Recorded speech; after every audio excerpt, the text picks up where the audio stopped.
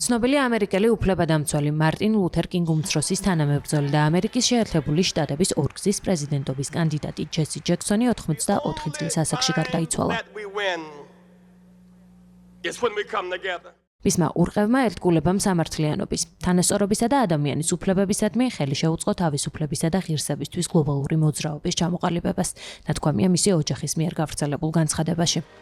გარდაცვალების მიზეზი ჯერ დადასტურებული არ არის, თუმცა ცნობილია ის, რომ მას 2017 წელს პარკინსონის დაავადების დიაგნოზი დაუსვეს.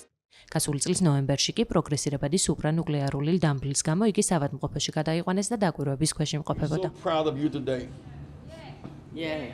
ჯანმრთელობის პრობლემების, მათ შორის იშვიათი დაავადების მიუხედავად, რომელიც მოძრაობასა და მეტყველებას ართულებდა, ჯექსონი რასობრივი უსამართლობის წინააღმდეგ ბრძოლას Black Lives Matter-ის ეპოქაშიც აგრძელებდა.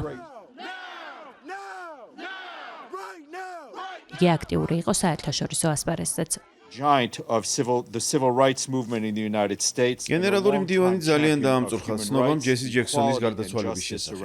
ადამიანის, რომელიც ამერიკის შეერთებულ შტატებში სამოქალაქო უფლებების მოძრაობის გიგანტი და მსოფლიოში ადამიანის უფლებების თანასწორობისა და სამართლიანობის ჩემპიონი იყო მრავალი წლის განმავლობაში.